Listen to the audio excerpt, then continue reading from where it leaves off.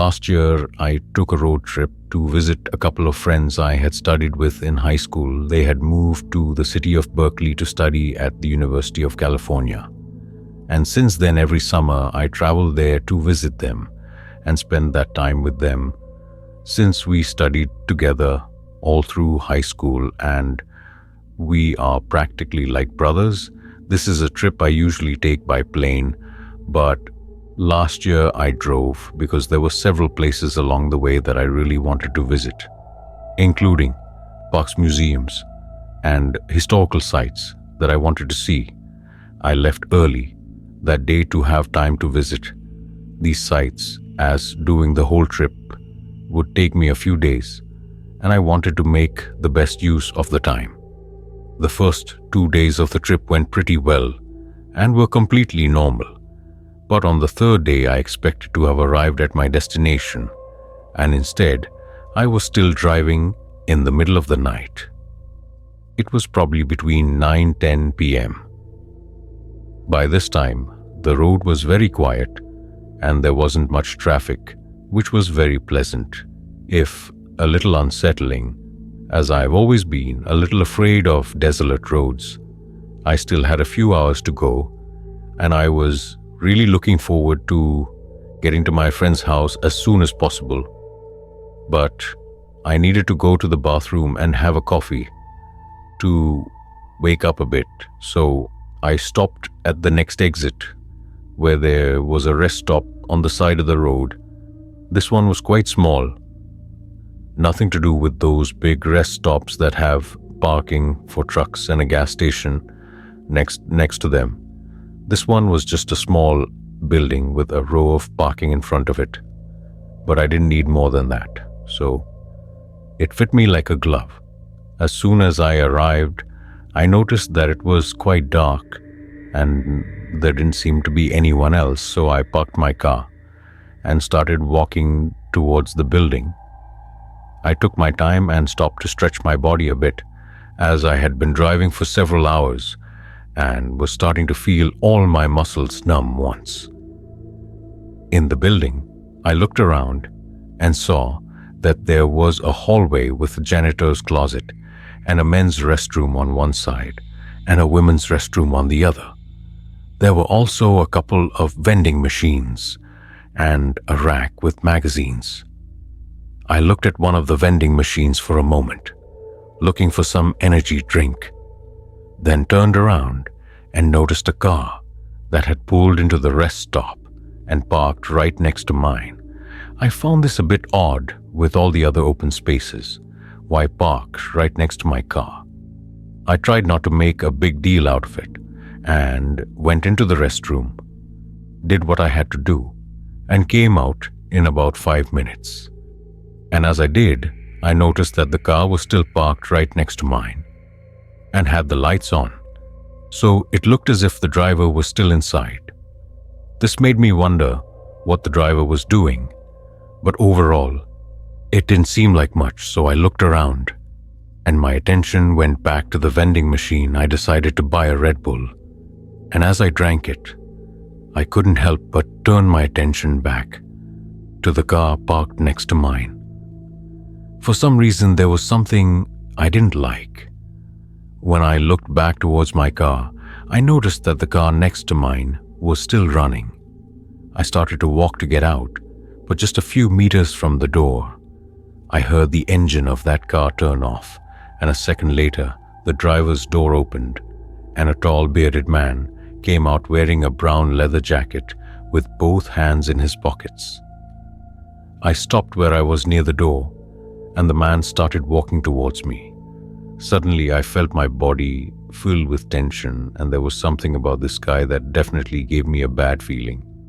However, I kept calm and tried to look calm, but the truth is that I was quite nervous, especially because of the fact that his eyes were fixed on me and they really seemed malicious when I was only a few meters away.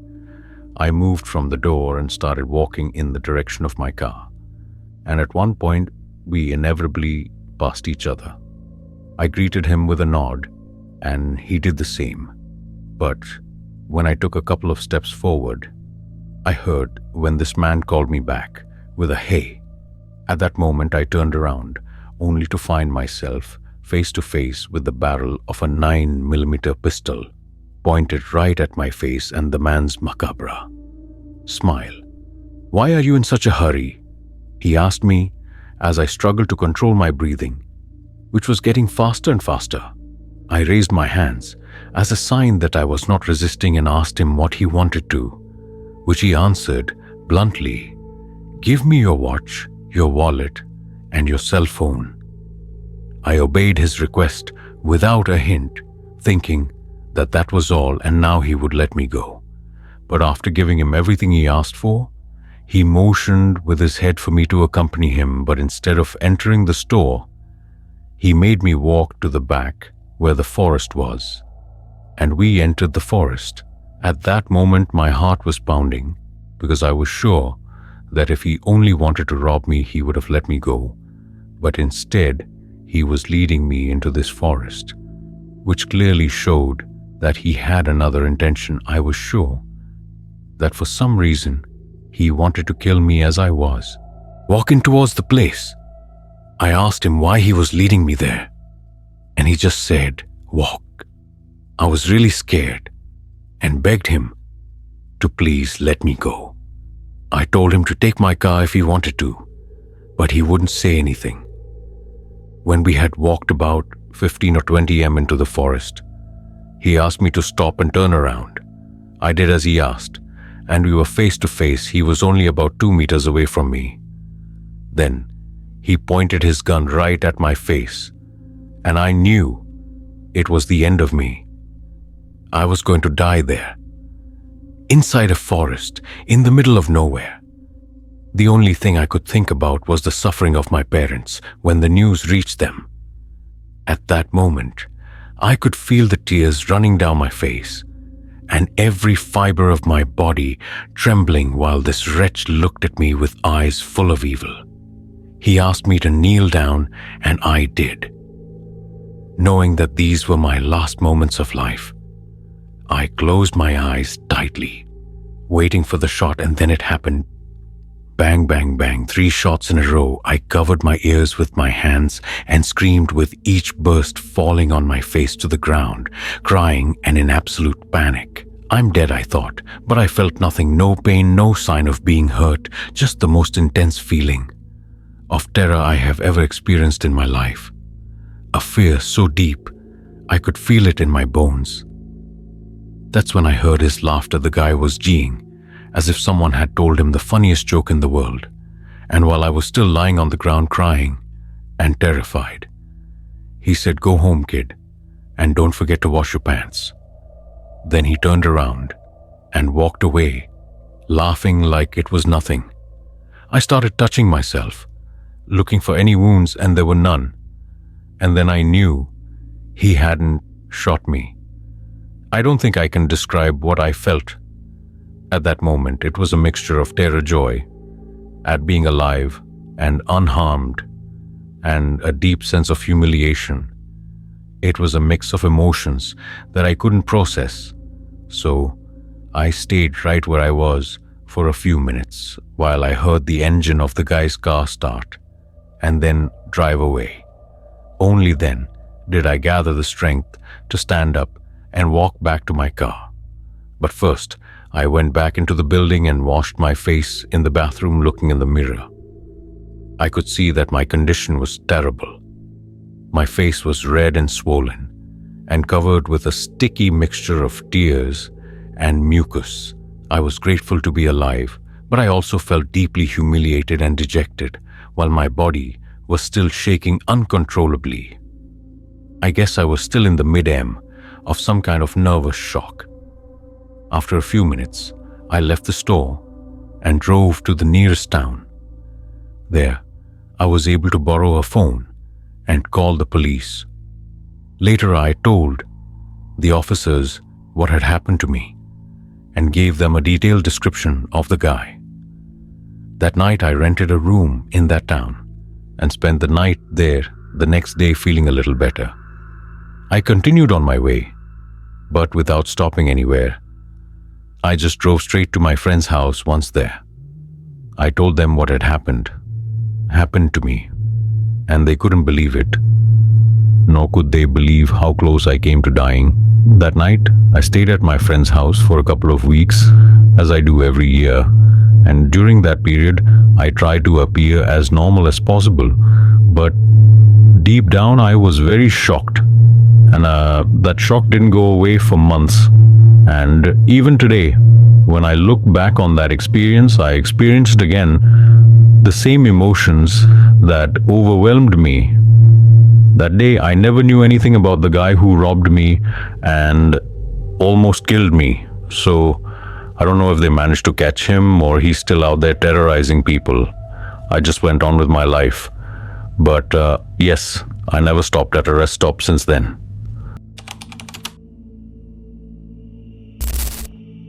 Hello, my name is Dan, and I have been driving a truck for over 25 years for a living. The story I'm going to tell you today happened about 4 years ago, and it's something that marked my life forever. It was a rainy night, and I was driving my huge truck on the highway, which by that time was completely deserted since it was 4 o'clock in the morning. I was 4 hours away from arriving at the company's warehouse, where I had to deliver a shipment of industrial supplies when a torrential rain that seemed to come out of nowhere began to fall. This made visibility difficult on the road, but after so many years practicing this profession, I can say that I'm quite used to driving in these conditions for long hours, although that did not prevent me from being annoyed at the thought that the rain would delay me the whole trip.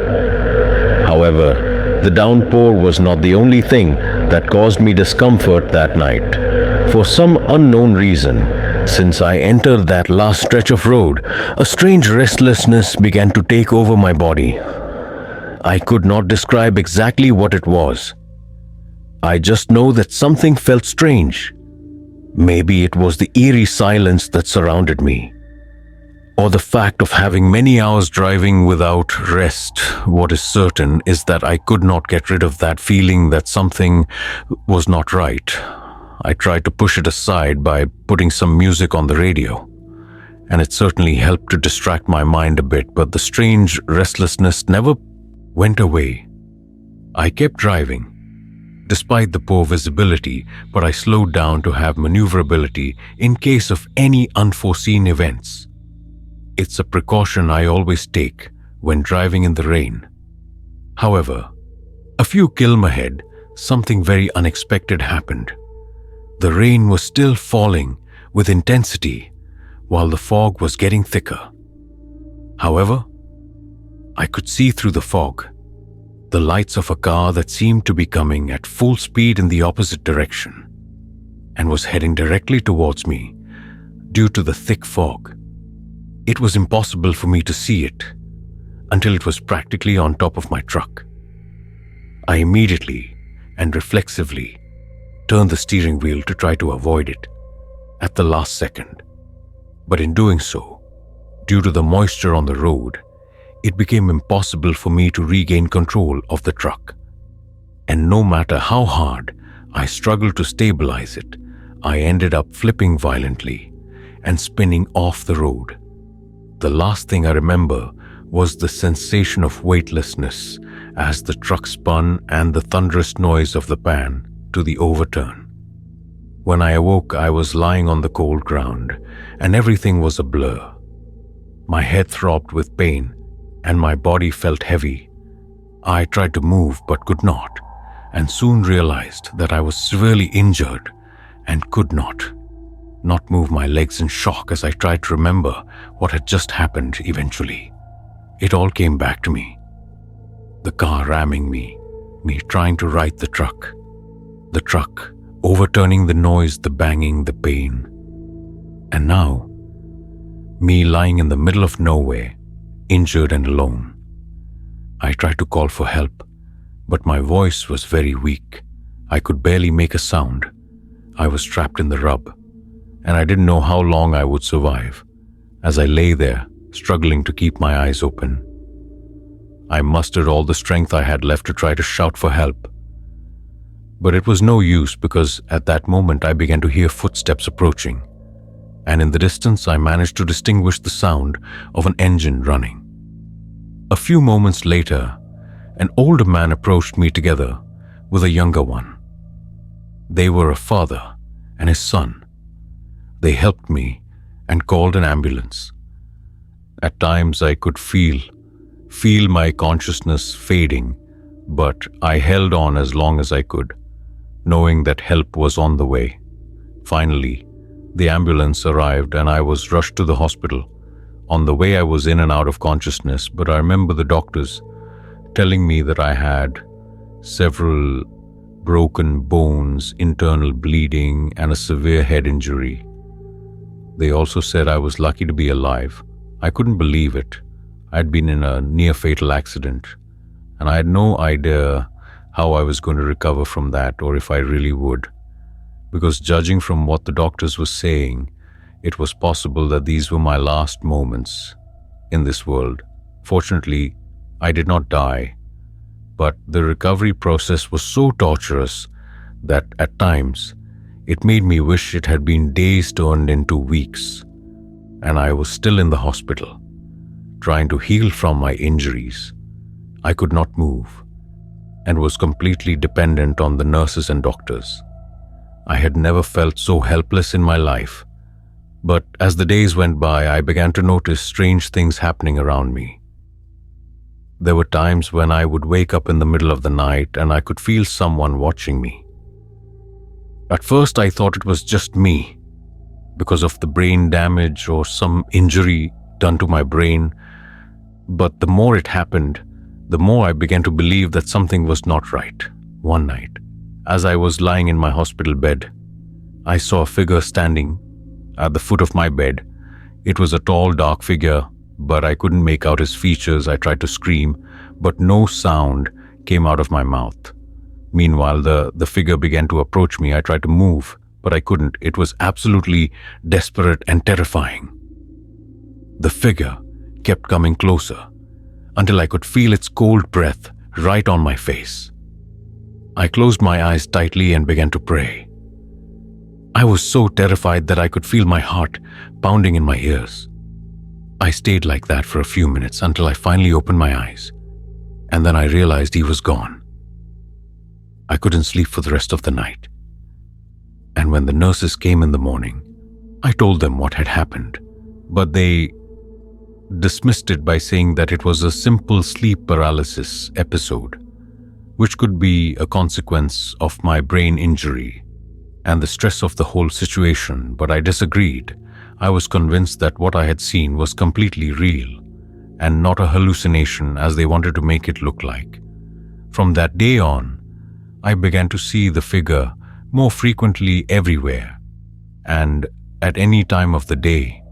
Perhaps you might think that as the days went by, I got used to it, but I didn't. It was absolutely terrifying every time, and it was driving me crazy. However, I didn't say anything about it again. Instead, I started researching on the internet, as I was somehow sure that this figure had something to do with the accident. It was then that I discovered that on that particular stretch of road, there had been many accidents similar to the one I had, and many of the victims claimed to have experienced strange occurrences. Some talked about the lights of a car ramming them, while others had claimed to have seen a figure in the middle of the road that caused them to have the accident at that moment. I knew that I was not alone in my experience, and that indeed, that figure that seemed to be stalking me day and night was the reason for my accident. I was afraid, but I was also angry. I wanted to know why this happened to me. I wanted to know who or what that figure was and why it was chasing me. But first, I had to make sure that this was really the case. The man who stopped to help me that day with his son, his name was William. He accompanied me to the hospital and told my family, and before he left, He left me his phone number, saying that I could count on him if I ever needed him. I could not be more grateful. I couldn't be more grateful, as he and his son were my guardian angels that night. But I remembered that he arrived on the scene almost immediately, which means he was coming very close to me when it all happened, which means he must have also seen the car coming at full speed in the opposite direction. That afternoon, I called him and asked him about it, and his answer simply corroborated what I already suspected, and that is that he had not seen any other car. He told me that at the time of the accident, he was coming a few meters behind my truck when he suddenly noticed that the truck turned left abruptly and started zigzagging until it finally went off the road and started spinning.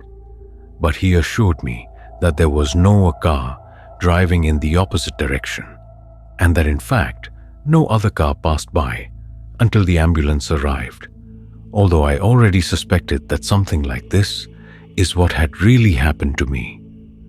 The fact that William confirmed, it really sent chills down my spine, as this figure, that ghost or whatever it was, almost caused me to lose my life, as happened to several of the drivers who encountered it, or the ghost car before me. But the strangest thing happened that same night later at about 11 p.m. That same day, the figure appeared again at the foot of my bed, and once again began to approach until it positioned itself next to me. But this time, it did not disappear, but began to whisper words to me. It began to tell me its story. The figure began to tell me that he was a truck driver who had died in an accident on that stretch of road. Many years ago, he told me he was driving his truck in the middle of a night, just as dark and rainy as that one, when suddenly, out of nowhere, came a car coming the other way. But unlike me, he couldn't avoid it. So they collided head-on and no one survived. I froze, and just as I was about to ask him who he was, a nurse opened the door and came over to give me my treatment for that night. That was the last time that figure appeared in front of me. Since then, I never saw her again. The next day, I began to research about the accidents in that area, and after several hours of searching, I came across a news item from 35 years ago, where it was reported about a fatal crash on that highway in which the driver of a sedan car who was under the influence of alcohol drove the wrong way on the highway and collided head-on with a cargo truck, and both drivers lost their lives instantly. However, there were no details about the drivers involved in the accident. When I saw this news, I realized that that night it was not really the spirit of the truck driver who caused my accident as I thought, but the spirit of the driver of the other car.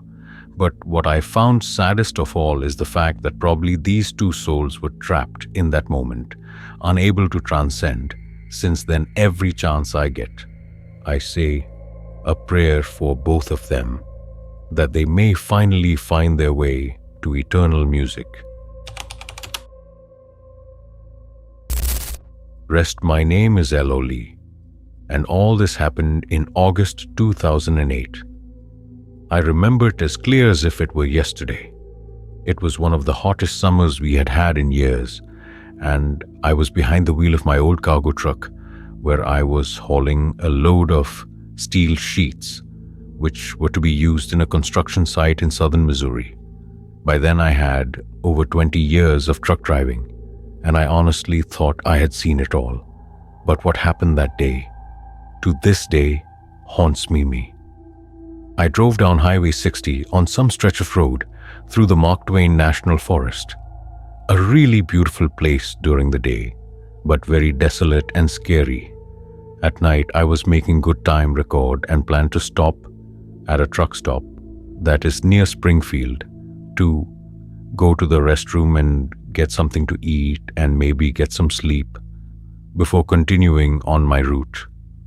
However, a few miles before arriving at said stop, I came across an old beat-up truck parked on the side of the road with its hood up, and as I was approaching it, I see a chubby guy start waving his arms at me. We truck drivers have an unspoken code, and that is that we always help each other. So I slowed down, parked a little further ahead, and approached him to see what was going on and try to help him. The man was about 45 years old, and he was wearing a baseball flannel that was supposed to be white, but it was completely stained with grease, just like his face and hands. It was evident that he had been working on that truck for quite some time, maybe all day. By this time, the sun was going down, and before I got to where I was, he started walking towards me. "Thank God you stopped," he said, looking quite relieved. He shook my hand and told me his name was Neil, and then explained that he had been stranded there for about 4 or 5 hours, and that apparently the car had a damaged alternator. So he asked me if I could take it to the nearest town to spend the night there and see if in the morning he could find the part and a mechanic he could bring with him. I looked him up and down, and after sizing him up for a few moments, he seemed like a harmless guy. So I didn't have the heart to leave him stranded there. After all, the next town was 20 miles down the road. Neil went back to his truck, grabbed a small duffel bag, and climbed into the passenger seat of mine. And then we were on our way. Neil was a pretty chatty guy. He commented to me that he was from Alabama and was on his way to pick up a load in St. Louis. He also told me that his old truck had been giving him trouble for weeks, but he thought he could make it farther. When we were about 15 to 20 minutes down the road, I noticed a couple of cars in my rearview mirror. They were coming one behind the other and following us pretty close. At first, I didn't pay any attention to them. I thought maybe they were a couple of impatient drivers who wanted to overtake me. But both cars stayed behind us, which was quite strange, considering that we were the only vehicles on the road at that time. Starting to get nervous, I asked Neil if he knew them, pointing my head towards the rearview mirror. Then he turned to look and told me he had never seen them before. I joked with him, asking if he was running from someone, and he laughed a little nervously, saying nothing of the sort, but I noticed his voice was shaking, which let me know he was a little nervous. I couldn't judge him though, as I was getting nervous too. That pair of cars following us from that moment on. I kept an eye on these cars. They followed us for about 10 miles. And not once did they try to pass us. That was too suspicious. But when we got to a stretch where we had woods on both sides of the road, they finally made their move. Both cars accelerated, and after passing us, they turned and crossed the road, closing us off completely, which forced me to brake hard. "What the hell," I said out loud. The cars stopped dead in front of us, and 3 guys got out of them, all armed, and walked straight towards my truck. My heart started pounding, and as I looked to my side, I noticed that Neil was pale and sweating profusely. I whispered to him to try to stay calm and reached under my seat, only to realize that I had left my gun in the house. Before I left recently, the company I worked for had decided to crack down on drivers carrying guns, which is why on my last few trips, I didn't carry it with me. The guys came up to my truck and positioned themselves at both doors, pointing guns at us, and one of the guys ordered us to get out. Once again, I looked at Neil, who looked like he was going to pass out at any moment, and told the guys I didn't want any trouble raising my hands in surrender. I told them they could take whatever they wanted, but then the same guy repeated to us to get off the truck. but this time in a more aggressive. All, of course, we did. As we were told, we slowly got off the truck, and as we were doing so, Neil tripped and almost fell. Another one of the guys instructed us to move to the side of the road, keeping the gun pointed at us, then ordered us to empty our pockets, and we handed him our wallets, phones, and keys. "You can take the truck if you want," I said. "Just let us go." "Shut up," he snapped. He subsequently took our stuff and threw it into one of the cars, then walked back towards us while the other two were still pointing at us, and then threw the keys to the truck back to me and gestured for me to get in and start it. I looked at Neil again, who looked as confused as I was. Then the guy told me, for my own sake and my friends, not to try anything. I went back to the cab with one of the guys pointing at me, turned the key, and the engine started roaring. Then the other guy motioned for Neil to get into one of the cars. The guy pointing at Neil, who appeared to be the ringleader, ordered that he be in one of the cars. And I was in the truck. I had no idea what his plan was, but I wasn't about to argue with a gun, so I started driving again, following the car where Neil was riding along with two of the guys. While the other guy came up behind, we drove for what seemed like hours. Although it was probably only about 20 minutes at most, the guys took us down a fairly narrow dirt road that led off the highway and much deeper into the forest. My mind inevitably began to search for escape routes, but it was useless. I had no way out, and even if there was, I would not leave poor Neil at the mercy of those guys, as they would probably retaliate against him. It was a very complicated situation. The trees closed in around us, and I knew we were heading into a trap. Finally, the car stopped in a small clearing in the woods, and the guys got out, still holding their guns, and motioned for me to get out of the truck. I got out of the cab with my hands shaking and my heart racing. If they had brought us this far, I was sure it wasn't for anything good. Well, I thought if they had wanted to just rob us, they would have done it on the road and left with our belongings in the truck, no problem. The ringleader motioned for me to follow him into the woods, where Neil was already being led by another of the crooks. This one was a short, rather stocky guy with a truly devilish look on his face, which he turned to me in a moment and gave a very mob half smile. We walked for a few minutes until we came to an old abandoned cabin. My insides twisted with fear when I saw it.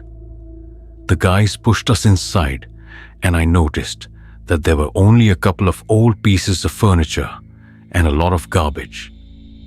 They ordered us to sit on the old dusty couch. "What do you want?" I asked the guy who seemed to be the boss, trying to keep my voice steady. Then, the guy with the devilish look smiled again, in that creepy way, and told me, "Just make sure you don't go running to the police." Then he turned to his companions, who also started laughing, and then he started to tie our hands and feet. I felt a cold sweat run down my body when the third guy said in a mocking tone, "Don't go anywhere," and they all started laughing. But after that, they left the cabin, closing the door immediately after they left. I began to struggle to loosen the ropes and told Neil that we had to get out of there. He, who was pale and shaking uncontrollably, said to me in a cracked, almost whispered voice, "They're going to kill us, aren't they?" To which I replied, "Not if we make it out," first trying to sound confident without my voice, giving away how scared I was. 2. I moved my wrists, trying to loosen the knots as fast as I could. It was slow and painful work, but I could feel the rope starting to give way. At that moment, we heard the car start up and drive away, leaving us alone wrapped in the mysterious silence of the forest. Once I was able to get free of the ropes, I began to untie Neil's hands and feet. "Thanks, buddy," he said to me, his voice cracking, and trying to lighten the moment. I said, "Save them for later, when we're really safe." And he nodded his head, and we stumbled out of the cabin and looked around. It was already dark and visibility was very low, but we could tell that the cars were gone, and so was my truck. So Neil asked me if I knew how to get back. And the truth is that at that point, we had walked so deep into the woods that I had a very vague idea. But I knew we should walk in the opposite direction of the cabin, and then we would probably find the road. So we did, and finally reached the road. But we began to wonder if it was really a good idea, as we were panicking at the thought that the guys might come back. But if we wanted to get help, we couldn't stay in the woods. So we started walking, keeping to the edge of the road, ready to dive into the trees at the first sign of threat. The sun had set a while ago, projecting, so the only thing we could see was the reflection of the moon on the leaves of the trees. I kept my ears wide open, trying to listen for any car sounds that might be approaching. After what seemed like an eternity, we heard the faint sound of a vehicle approaching. I couldn't help but shiver, thinking it might be our attackers. I hit at Neil, dragging him into the brush, and we crouched down, holding our breath as the car slowly approached. Then we realized it wasn't any of the cars from earlier, but was an old beat-up sedan. And the driver looked like a fairly old man, probably someone from 1850, around there. Making sure it wasn't those guys, I immediately stood up, waving my arms. "Hey, hey," we started yelling at the driver, and we saw the car start to slow down until it stopped. The driver rolled down his window and looked at us suspiciously. "What's going on here?" he asked with some suspicion. "Please, we need your help," I said, and briefly told him that our car was stolen and we were kidnapped. I also asked him to please call the police, as the thieves had taken our phones and all our belongings. The man looked at us for a few seconds, then nodded. "Get in. I'll take you to the sheriff's office." We climbed into the back seat, exhausted and relieved. The man introduced himself as Jeff and drove us to the nearest town, a little place called Ellington, and dropped us off at the sheriff's office. Once there, we gave our statements describing the three men and all that had happened. The sheriff, a grizzled veteran named Stewart, fortunately took our story very seriously. "We'll send a patrol to look for your truck, and we'll get those men," he told us with great assurance. "You two are lucky to be alive." He was certainly right about that. Neil and I didn't have it. So I got mad at myself for not asking when I parked my car in the usual spot, as I did every time I went. And as usual, I walked to the truck. Everything seemed perfectly normal at first, but it was not. This was the first time I came to this place, and the taco guy wasn't in the truck preparing his merchandise, and there didn't seem to be any customers either. Apparently, only I was there at that moment. Even better, I thought. I waited a few moments, but he didn't come out. I thought maybe he was checking his back wheels out of sight, or maybe he had opened late and was still organizing things. But after waiting for several minutes, I figured all I had to do was whistle or yell, and the guy would come running out of wherever he was stuck to serve me. So I walked over to the truck and started calling, but no one showed up and no one was answering. I also noticed that it was very quiet. There was no one on the road, nor did anyone seem to be awake in the trailer park. Everything was completely quiet, and as I looked around, impatiently waiting for the taco guy to show up, I start to smell a burning smell. I stood on my tiptoes and couldn't see if there was really something on the grill or not. But I thought there was, because I could definitely smell something burning there. And as I looked, I started to see some smoke coming out as well. Yes, something was definitely burning on his grill, and I couldn't see what it was. But there was something there. Scorching, I yelled again, saying something stupid like, "Hey, I think you're burning something here, buddy." But still, everything was silent, except for the sound of that something sizzling on the grill above me. And it's not that I'm small, it's just that this was one of those big taco trucks, not a small one, like an ice cream truck. No, this truck, people, and it was very well equipped. That's why I couldn't see what was on it. Grill, at that point, I was already starting to get frustrated but also worried because there was something burning in his kitchen and the guy was not showing up. And if that something kept burning, it could be potentially dangerous because not only could it ruin his grill, but the truck could end up catching fire. And that is not an exaggeration. All it takes is one spark and buff goodbye to my favorite taco truck. But most of all, this guy would lose his source of livelihood. The thing is, I actually like the guy. I like tacos. I like the way he nodded sympathetically when I complained about something that happened during my shift, but most of all, I like the fact that he was always there every day, working hard and consistently. And if there's one thing I've learned, it's that it's hard to find reliable things. So when you find them, you learn to appreciate them, even when they come in the form of a late night taco truck. So I thought, if that were me, I'd want at least someone to turn off the gas or turn off the grill and keep my workplace and probably my most valuable asset from going up in ashes. I had no idea where this guy was or if maybe he had some kind of medical emergency. The only thing I knew for sure was that I didn't want to see my favorite taco truck in the world go up in flames. So I walked around the side to where the entrance was. There was just a narrow door with a set of retractable stairs. I walked up there, grabbed the door handle, opened it, and the first thing I see is an empty open cash register with an overturned drawer on the cover and a bunch of loose change scattered around it.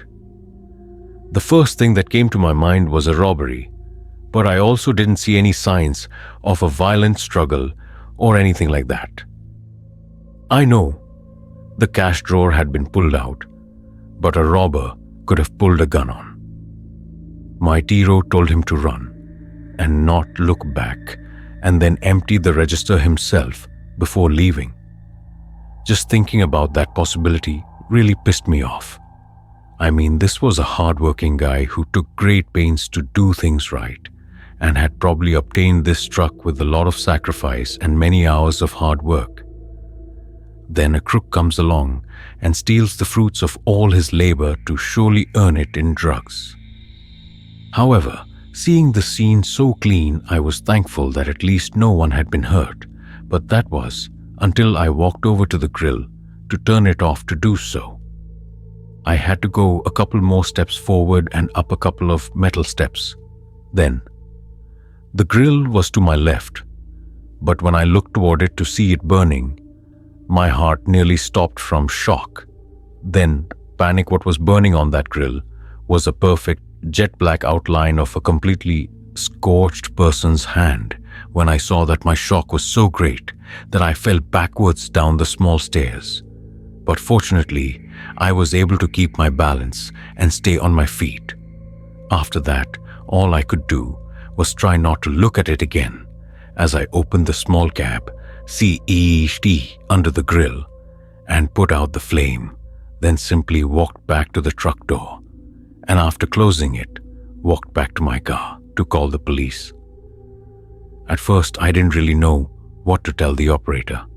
I mean, I knew there had been a robbery and I knew someone had been seriously injured, but I didn't know where he had gone or where he had been taken after he was robbed. And worse, I didn't even know his name. That was a complete mystery.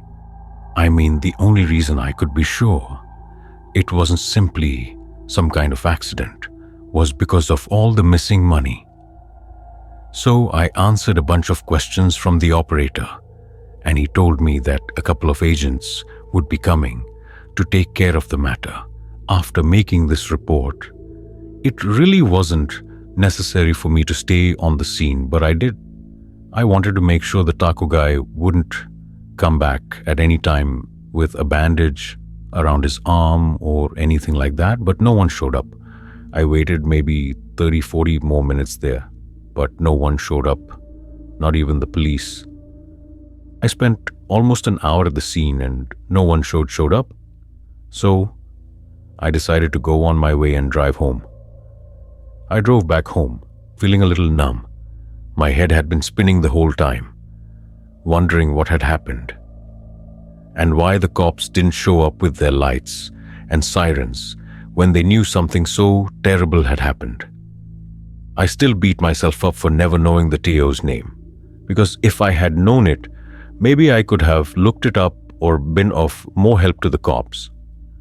I tried Googling things like taco truck owner burned by robber and things that might be related, but they turned up a bunch of violent robberies, and none matched the description of the scene I came across in the days that followed.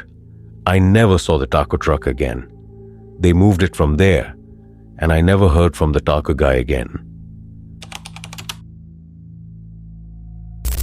This all happened 6 years ago. It was sometime in June 2018. Back then, I decided to go on an impromptu solo trip for a day. I really enjoy sightseeing, and there were a couple of places somewhat nearby that I still wanted to cross off my list of places to visit before I had to go back to college. In August, the plan was simple.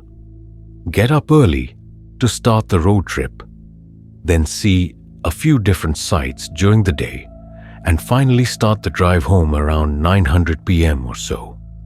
I figured this way I could maximize my time without having to pay for a hotel and thus save myself some money.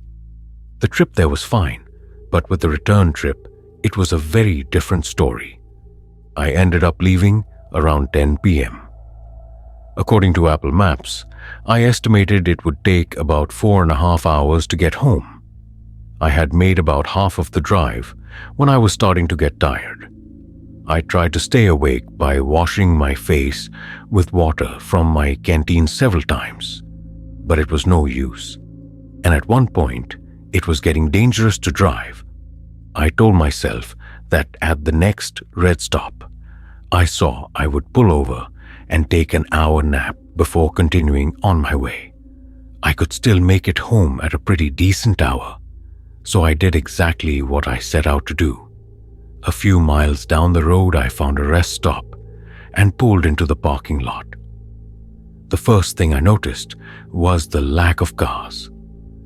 The place was completely empty, and if it hadn't been for some lights on, I would have thought it was abandoned, but I guess this makes sense. I mean it, because it was pretty late then, and this wasn't a busy road. I leaned back in my seat and set an alarm to go off in an hour. When it went off, I realized I would have to go inside the building, because now I had to use the bathroom, my bladder, always complicating things for me. I started walking towards the building, and when I entered, I found the restrooms and opened one of the cubicles. I wasn't even there for about 30 seconds when suddenly I could hear someone talking outside the restrooms in the hallway. This surprised me because I didn't even hear the front door open, and my car was the only one in the parking lot. Just a minute ago, I didn't see how someone could have been here so fast. That's when the restroom door opened, and by that time, I was a little nervous, but I realized it was most likely just another normal person that I somehow didn't notice was there, so I didn't give it much thought. I was ready to leave when light knocking on the cubicle door got my attention. I awkwardly responded with, "There's someone there," but there was no response. It was dead silence. Now, I was a little more nervous, so I decided to stand in the cubicle until he left. That's when I noticed an eye peering through the crack in the cubicle door, and when we made eye contact, the guy started screaming and relentlessly banging his head against the door. "What the hell?" I said under my breath, starting to feel scared. Thinking fast, I used my whole body to block the door to keep him from breaking it. But seeing that he wouldn't stop banging and screaming, I threw the door open and knocked the guy down. Then proceeded to run as fast as I could out of the bathroom and out to my car. I was halfway to the parking lot when I heard the front door open behind me. I turned to look, and sure enough, this guy was chasing me. However, I was much faster and finally got to my car, started it up, and started backing out. But the guy caught up to me and managed to slam his body into my door. As he accelerated, I looked in my rearview mirror, and as I drove away, I saw the guy get up, like it was nothing, and just stood there, looking in my direction. I was beyond shocked. I couldn't process what had just happened, honestly. I didn't know what to think. You always hear crazy stories like this, but you never think it will actually happen to you. When I left the rest stop, I was so freaked out that I was probably over the speed limit for a few miles. And the rest of the way home, I guess it goes without saying that I wouldn't fall asleep by any means, as my body was pumped with adrenaline after my close encounter of the third kind, with this being from hell. I still have no idea who he was, where he was from, or what his damn problem was. If I had to guess, I'd say he was probably a homeless guy who just wasn't right in the head. But then again, why would a homeless person be practically in the middle of nowhere on the side of the freeway? It doesn't make sense. How do I get there? All I know is that I've never stopped at a rest stop since, and I plan to keep it that way for the rest of my life if possible.